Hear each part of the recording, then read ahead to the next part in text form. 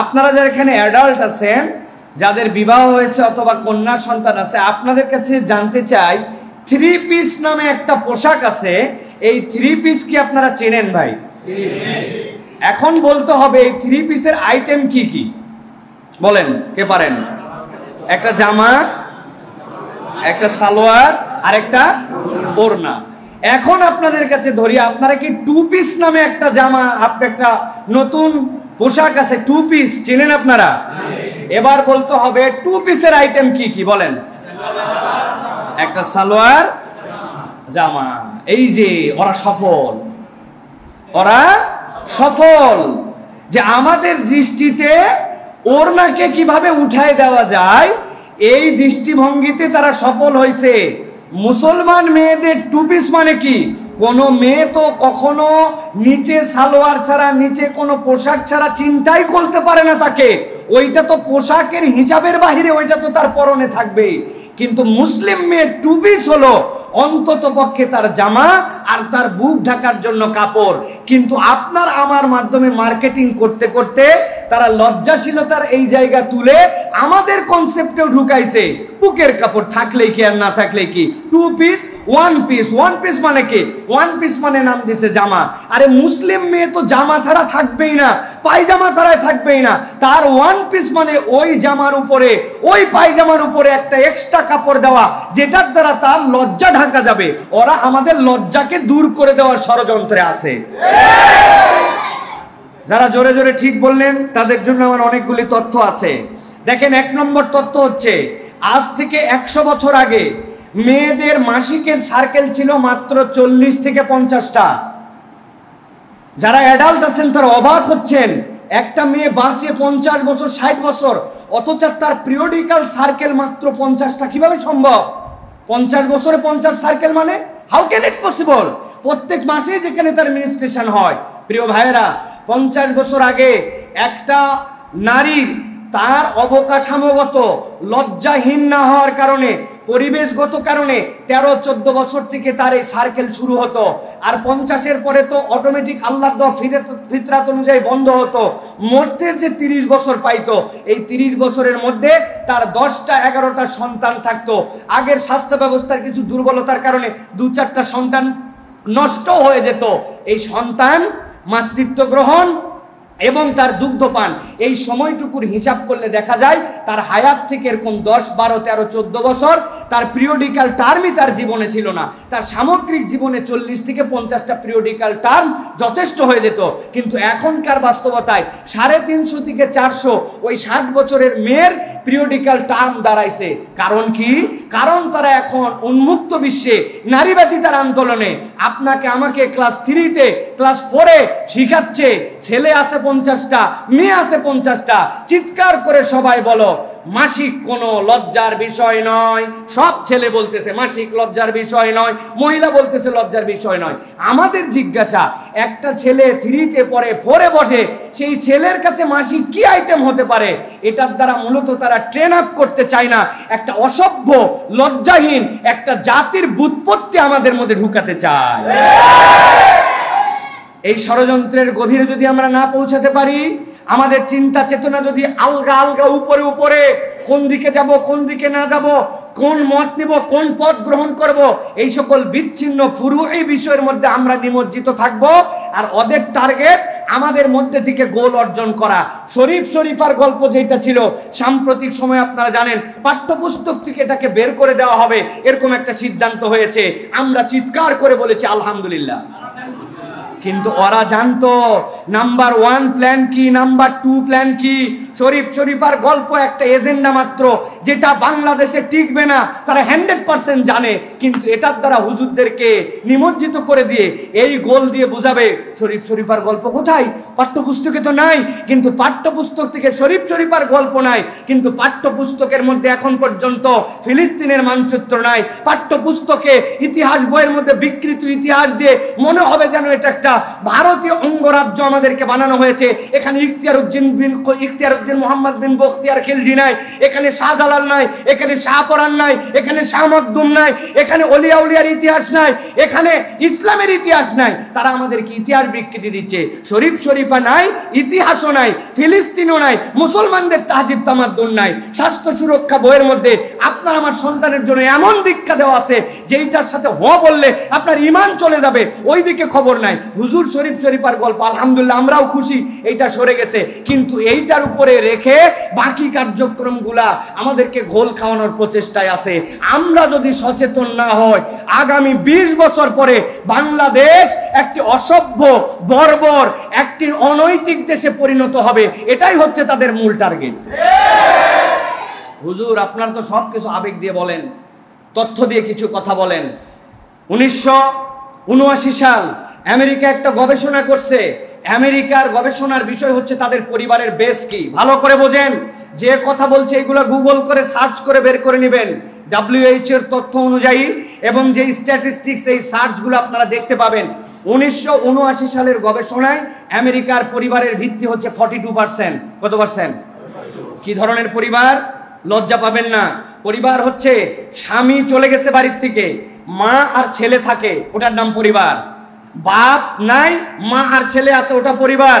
মা চলে গেছে, ওই পরিবারের মধ্যে মা চলে যাওয়ার পরে মেয়ে আর বাপ থাকে, ওটাও তারা কাউন্ট করছে পরিবার। বাপ মা দুইজনই রাগ করে চলে গেছে, চলে যাওয়ার পরে ওই পরিবারের মধ্যে শুধু ভাই আর বোন আছে, ওটাও পরিবার। এইগুলো সব কাউন্ট করে তার পরিবারের ভিত্তি 1979 সালে 42%। আপনি কল্পনা করেন এই পরিবারের ভিত্তি কেন তারা স্ট্যাটিস্টিক্সে দেখালো? তাদের সমাজের মধ্যে যে অসভ্যতা, যে অনাচার, যে অজাচার, যে কালচারগুলো তারা দাঁড় করাইছে, এটা পরিবারকে টিকায় রাখে না।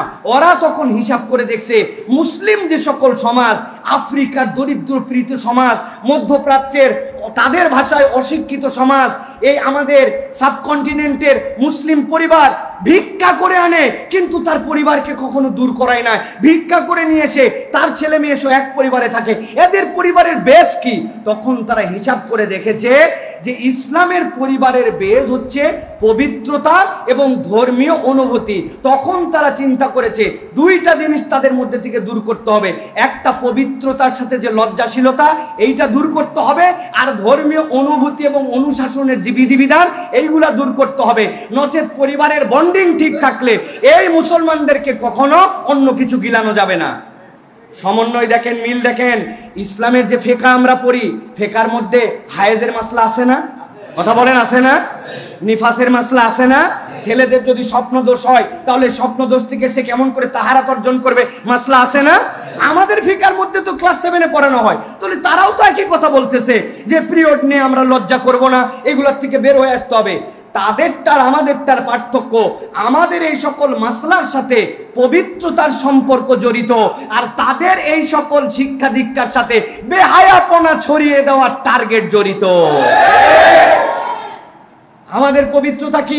ওই ছেলের মিনিস্ট্রেশন, মেয়ের মিনিস্ট্রেশন হয়ে গেছে, কেমনে কয়দিন পর্যন্ত মুদ্দাত কত, কিভাবে পবিত্র হবে, এই শিক্ষা দেওয়া হয়। কিন্তু তাদের শিক্ষার টার্গেট এইটা নয়। তাদের শিক্ষার টার্গেট হচ্ছে হায়া এবং লজ্জাশীলতাকে তুলে দেওয়া। 2 নম্বর, বিজনেস পলিসি।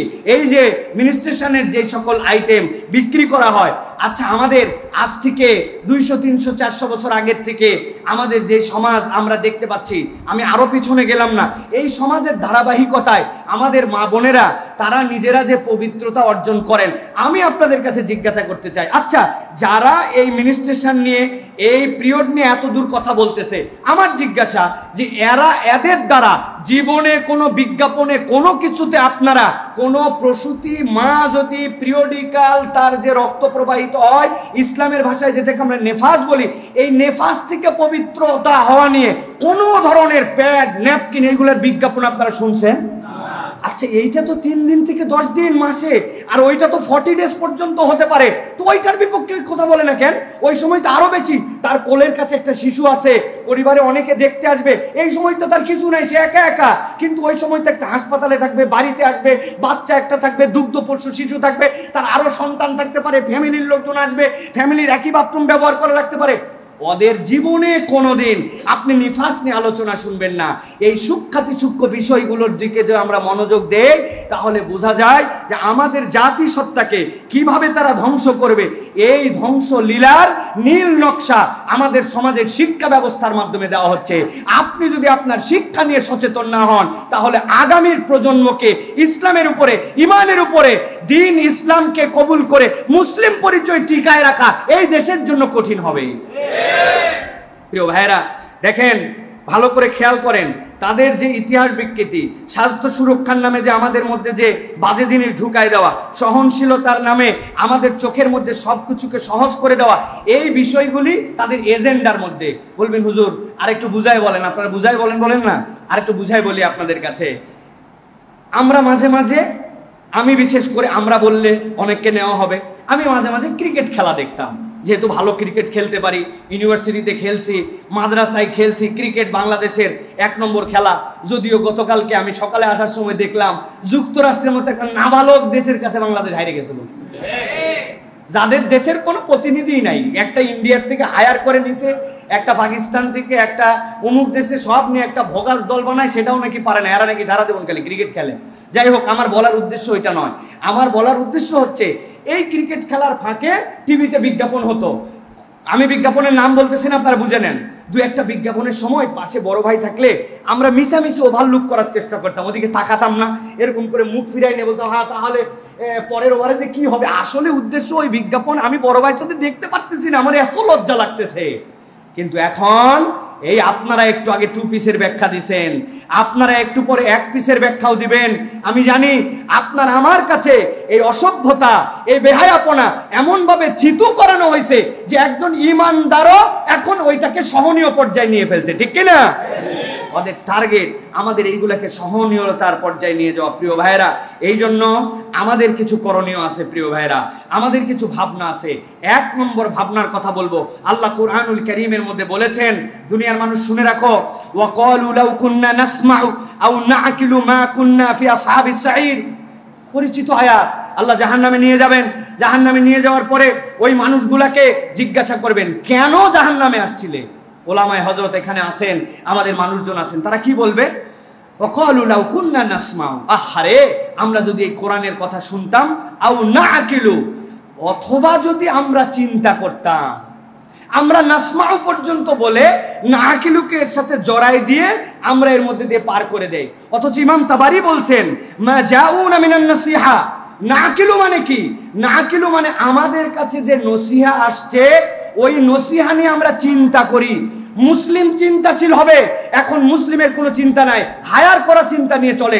নবীজি এই জন্য আপনার আমার জন্য সতর্ক করে বলেছেন, কাফা বিল মারই কাযিবান, একজন মানুষের জন্য মিথ্যাবাদী হও এতটুকুই যথেষ্ট। কি সে করে? যা শোনে তাই বলে। আমরা শেয়ার করে দিচ্ছি কি, আমরা কোনটাকে প্রমোট করছি, আমার কোনো দৃষ্টিভঙ্গি নাই। অথচ প্রত্যেক ইমানদার ফিকিরমান হবে, চিন্তাশীল হবে। চিন্তা করছে কি, আমার বাচ্চাটাকে ডাক্তার বানাবো, ইঞ্জিনিয়ার বানাবো, দেশের প্রধান বানাবো, হ্যান ত্যান বানাবো। কিন্তু ওর চিন্তার মধ্যে একবার আসে নাই, আরে আমি তো ডাক্তার বানাবো, কিন্তু ওটা জোচ্চোর ডাক্তার হবে কিনা। আমি তো ইঞ্জিনিয়ার বানাবো, ও রাস্তার মালকে, দেশের মালকে উদ্ধার করে দিবে কিনা। অর্থনীতিবিদ বানাবো, ও ব্যাংকের তলা হাওয়া করে বাংলাদেশের ব্যাংকে সাবার করে দিবে কিনা। রাজনীতিবিদ তো বানাবো, কিন্তু ওর জীবনে মিথ্যা ছাড়া কোনো সত্য থাকবে না, এরকম টাউট বাটপার বানাবো কিনা।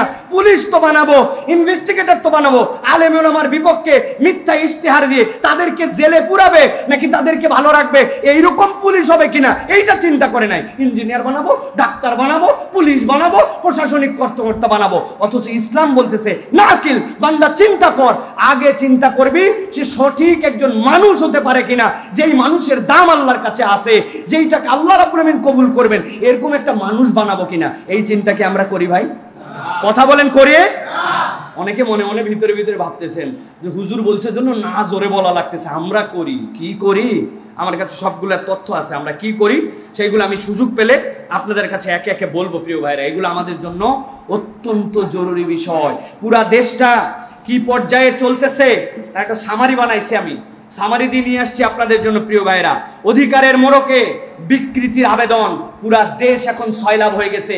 আপনি খবর রাখেন না, যেই সময় আপনি টুটাফাটা বিষয় নিয়ে চলতেছেন, ওই সময় এই দেশের মধ্যে যে বীজ গেঁথে দেওয়ার প্রচেষ্টা চলতেছে, এইটার বিপক্ষে যদি আমরা সতর্ক না হয়, আগামীতে আমাদের সংস্কৃতির আগ্রাসনে পরাজিত হয়ে মাথা নিচু করে এই দেশের মধ্যে আমাদেরকে ঘুরতে হবে।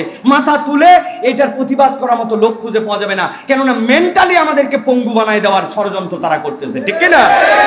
প্রিয় ভাইরা, দেখেন আপনাদের কাছে একটা উদাহরণ দেই, আমি কথা দীর্ঘ করব না, ছোট্ট দুই একটা উদাহরণ দেই। LGBTQ জানেন না আপনারা? এটা এই যে সমকামিতার প্রমোট, তারা কি বলতেছে? এটা তারা বলতেছে এরা হচ্ছে সুবিধাবঞ্চিত, এরা হচ্ছে সংখ্যালঘু, এরা হচ্ছে যৌন সংখ্যালঘু। কথাটা শুনতে খুব ভালো। বলতেছে কিছু মানুষ পুরুষ মেয়েকে বিয়ে করবে, মেয়ে পুরুষকে বিয়ে করবে। মনে করছেন হুজুর এগুলো তো পুরাতন কথা। জি না, ভালো করে বুঝেন, নতুন কথা আপনাদের জন্য, ভালো করে বুঝেন। ছেলে মেয়ে বিয়ে করবে, এর মধ্যে কিছু লোক বিকৃত ভাবে, আমরা যেটা বিকৃত বলতেছি, তারা বলতেছে সংখ্যালঘু। কি? তারা বলতেছে একটা ছেলে একটা মেয়ের প্রতি আকর্ষণ রাখতেই পারে, একটা মেয়ে একটা ছেলের প্রতি আকর্ষণ রাখতে পারে। আমরা বলতেছি না সমাজে সবাই হোক, কিন্তু যারা এরকম করবে তাদেরকে স্বীকৃতি দিতে হবে। 1940 সালে আমেরিকার থেকে এই প্রস্তাব ওঠার পরে, এরপরে 1960 সালের পর থেকে আজকের আমেরিকা সহ ইউরোপালারা এটার থেকে বের হওয়ার পথ খুঁজতেছে আর অন্য মুসলমানদের উপর চাপাই দিতে যাচ্ছে। তার কারণ কি? তারা যেটাকে সংখ্যালঘু বলেছিল, আমরা তাদের আচরণেই বুঝতে পারি যে তাদের এজেন্ডাটা তারা ভিন্ন কারণে প্রমোট করেছিল। কিরকম? 5 জন লোক আপনাদের মহল্লার মধ্যে, একজন বিড়ি খায়, একজন হালকা একটু তার থেকে এক ধাপ আগাইছে গাঁজা খায়, আরেকজন হচ্ছে ফেন্সিডিল খায়, আরেকজন ইয়াবা খায়। কয়জন খায়? কথা বলেন। 4 জন। এই সমাজে লোক আছে 400 জন। কতজন? এই 4 জন মিলে এক হয়েছে যে ভাই সবাই তো খায় না, সবাইকে খেতে হবে তাও বলি নাই, কিন্তু আমরা একটা সংখ্যালঘু গাঁজাখোর সম্প্রদায়, আমাদের সমাজে একটা অধিকার আছে, আমরা কাউকে খাওয়াতে চাই না, কারো জন্য আমরা প্রয়োজনে ডিস্টার্বও করব না। সরকারের কাছে আবেদন, আমাদেরকে সংখ্যালঘু মদারু হিসাবে, গাজারু হিসাবে আমাদের একটা আইডেন্টিটি সমাজের মধ্যে দিতে হবে। আর যদি ঝামেলা হয় তো আমাদের জন্য একটা ঘর বানায় দেখ, যে ঘরের মধ্যে যে আমরা গাঁজা খাবো, আমরা সেটার জন্য ডিস্টার্ব করব না। বলেন তো ভাই, এটা বললে সরকার মেনে নিবে? আমেরিকায় যদি কেউ বলে, আমেরিকানরা মেনে নিবে? কিন্তু ওরা এই টেকনিকে এই সমকামিতার বীজ ছড়াইছে এবং তারা ঠিক একই কথাই বলছে, সব জায়গায় করব না, ড্রপ ইন সেন্টার বানায় দাও। বাংলাদেশে ব্র্যাক সহ, বাংলাদেশে বন্ধু সোশ্যাল মিডিয়া সহ তারা এই কার্যক্রমের পিছু অর্থ বিনিয়োগ করে তারা সমাজের মধ্যে ড্রপ ইন সেন্টার বানাইছে। বলবেন ড্রপ ইন সেন্টার তো দেখতে পাই না। সরকারি যে সকল স্বাস্থ্য সেবা কেন্দ্র, এইগুলো সব এনজিওর টাকায় চলে। এরা বলে স্বাস্থ্য সেবা, কিন্তু এখান থেকে তারা LGBTQ প্রমোশন করে, সমাজের মধ্যে সমকামিতার বীজ ছড়ায় দেয়, সমাজের মধ্যে ট্রান্সজেন্ডার নাম দিয়ে হিজড়াদের কাঁধে ভর করে আমাদের সমাজকে কলুষিত করে ইসলামের তাজিব তামাদ্দুন মূল আদর্শ থেকে তারা সরানোর জন্য প্রচেষ্টা করে, ঠিক কি না? আপনি আছেন উমুক শাইকের পিছে বাঁশ দেওয়ার জন্য তুমুক আইটেম নিয়ে, আপনি লোক খুঁজে পাবেন না বাঁশ দেওয়ার। এক সময় এই মানুষগুলোকে বেঈমান বানানোর কার্যক্রম নেওয়া হয়েছে। আপনার কথা হবে এইগুলার বিপক্ষে, এইগুলা না বলে হুজুরে কাদা ছোড়াছড়ির চর্চা চলতেছে, ঠিক কি না? আল্লাহ এদের থেকে আমাদেরকে হেফাজত করুক। প্রিয় ভাইরা, আমি আপনাদের কাছে সর্বশেষ একটা আশার বাণী শোনাবো এবং একটা কথা বলে শেষ করবো। আল্লাহ রাব্বুল আলামিনের কোরআনুল কারীমের একটা আয়াতে কারিমা আমি আপনাদের কাছে তেলাওয়াত করেছি। সূরা হামিম সিজদা আল্লাহ রাব্বুল আলামিন বলছেন, ইন্নাল্লাযীনা কাফারু বিযিকরি লাম্মা জাআহুম, তোমাদের মধ্যে থেকে যারা কুফরি করে এরপরে আসার পরে এই কিতাবের ব্যাপারে তারা কথা বলে, মন্তব্য দেয়, ধারণা করে, আল্লাহ রাব্বুল আমিন বলছেন এ নিয়ে চিন্তা করার কোনো কারণ নাই। ওয়া ইন্নাহু লাকিতাবুন আজিজ, এটা মহা পরাক্রমশালী রবের পক্ষ থেকে আসা কিতাব। লা ইয়াতিহিল বাতিলু মিন বাইনি ইয়াদাইহি ওয়ালা মিন খালফি তানজিলুম মিন হাকিমিন হামিদ। আল্লাহ বলছেন আমি গ্যারান্টার হলাম, এই কোরআনের সামনে থেকে, পেছন থেকে, কোনো দিক থেকে কোনো বাতিল ঢুকতে পারবে না, এটার ক্ষতি করতে পারবে না। এটা বলার উদ্দেশ্য কি রব্বুল আলামিনের? আল্লাহ রাব্বুল আলামিনের কোরআনকে আল্লাহ রাব্বুল আলামিনের সংরক্ষণ করা না। তাফসীরের মধ্যে আসছে, মুফাসসিররা ব্যাখ্যা করছেন, বান্দা যখন এইটা ধারণ করবে, এই কোরআনকে ধারণ করে নিবে, কোরআন ধারণ করলে ওই ব্যক্তির মধ্যে আল্লাহ রাব্বুল আলামিনের পক্ষ থেকে এমন নিরাপত্তা আসবে, ওই ব্যক্তিকেও আল্লাহ রাব্বুল আলামিন দুনিয়ার কোনো বাতিলের হাতে কখনো পরাজিত হতে দিবেন না। সুবহানাল্লাহ। এখন আমাদের জিজ্ঞাসা, আমরা কি আমাদের নিজেদের দাম জানতে পারছি ভাই? ভালো করে বলেন, জানতে পারছি? এই যে আমার হাতে একটা ঘড়ি আছে, যেই জায়গাতে আমি অজু করতে যাই আমার স্বভাব হচ্ছে ঘড়ি খুলে অজু করা। এখন অজু করার পরে ঘড়ি ম্যাক্সিমাম জায়গায় ছাড়া পড়ে, দৌড়াই আসছে একজন, সাইফুল্লাহ ভাই এই যে আপনার ঘড়ি ছাইরে গেছিলেন, একটু পাট নিয়ে বলতেছে যেহেতু আমার ঘড়িটা পৌঁছায় দিছে। জাযাকাল্লাহ খাইর, শুকরিয়া ভাই, আপনি না দিলে আমার গেছিল। ওই লোক খুব খুশি। আসার পরে গাড়িতে উঠে মনে মনে ভাবতেছি লোকটা দিয়ে ভালোই করছে, কিন্তু আমার ঘড়ি যদি হারাতো কত লস। গুলিস্তান থেকে পছন্দ হয়েছে কিনছি 240 টাকা দরাদরি করে, লস কত? 240। হাসতেছি, যদি হারায় 240। আরেকটা লোক হাতের মধ্যে একটা আংটি আছে, এটা হচ্ছে হোয়াইট গোল্ড, মাথার মধ্যে একটা পাথর আছে, এটা হচ্ছে ডায়মন্ড, আংটিটার দাম 50,000 টাকা। এই বেচারি বাজার করতে গেছে একদিন সাভারে। বাজার করতে যাওয়ার পরে আল্লাহর কি কাজ, ওই বাজারের মধ্যে এক লোক আসছে, যেই লোককে আমাদের এলাকায় বলে লক্ষ্মী টেরা। চিনেন আপনারা লক্ষ্মী টেরা মানে কি ভাই? এই যে দুই মণি সোজা না হয় একটা মণি একটু বাঁকা, এদিক তাকায় থাকে কিন্তু দেখে কোন দিক? এদিক। এখন ওই লোক দেখতেছে কিরে, আসার পরের থেকে এই লোক খালি আমার আংটির দিকে তাকায় আছে। বুঝে থাকলে বলেন তো, ওই লোক আংটির দিক তাকায় আছে।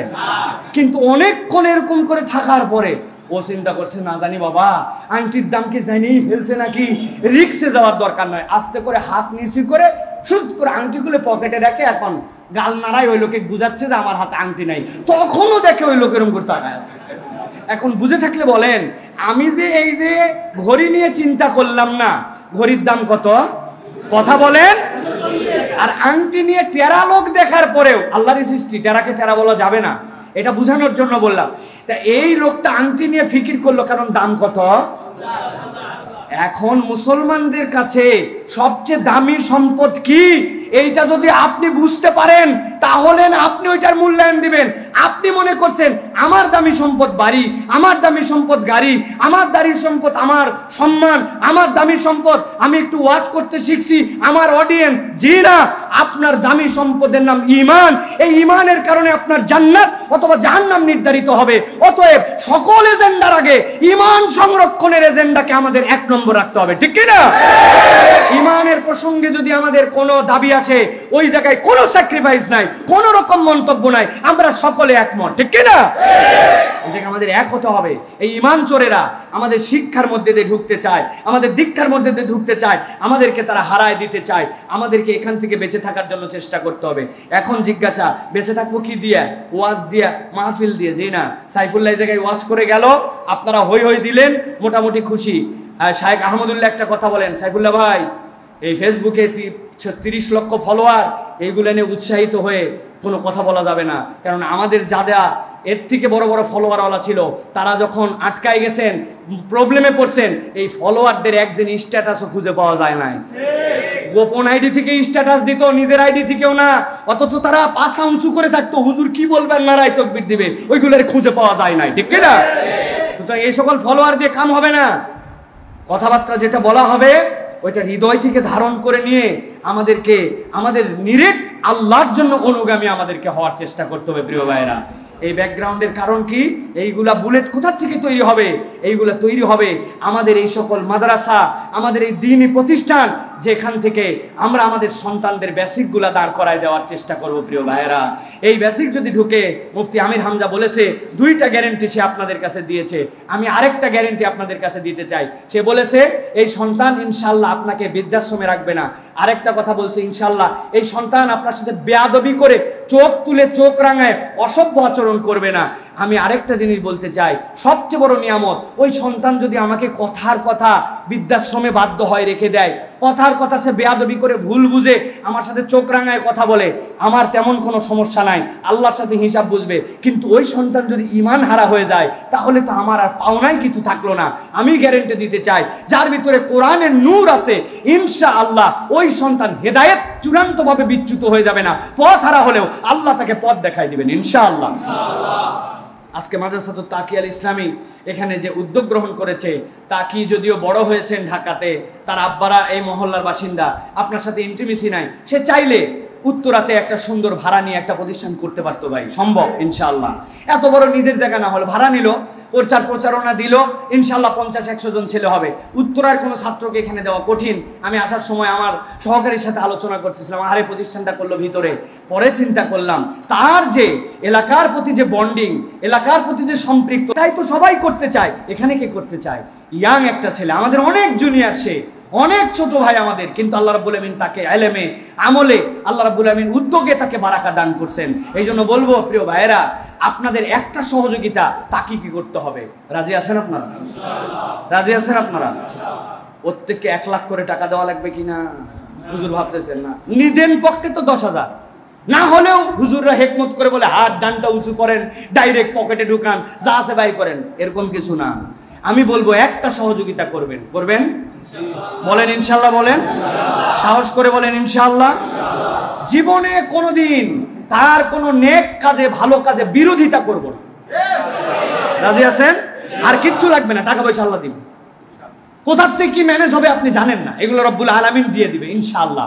কিন্তু বিরোধিতা করা যাবে না। এলাকার মানুষের বিরোধিতা সাংঘাতিক, সাংঘাতিক বিরোধিতা। এইটার দ্বারা বরকত কমে যায়, নিজের মনের আকর্ষণ কমে যায়। এটা করবেন না প্রিয় ভাইয়েরা। আল্লাহ রাব্বুল আলামিন আজকের এই প্রচেষ্টাকে কবুল করেন। আল্লাহ রাব্বুল আলামিন আমাদেরকে বারাকা দান করেন। অনেক কথা আছে ভাই, যেগুলো আমাদের ইমানের জন্য, তাহজিব তামাজ্জুনের দরকার। আলেম ওলামারা আপনাদেরকে মাঝে মাঝে ডাকবে, এখান থেকে আপনারা ইনফরমেশন নেবেন এবং এটাকে স্প্রেড আউট করার জন্য চেষ্টা করবেন।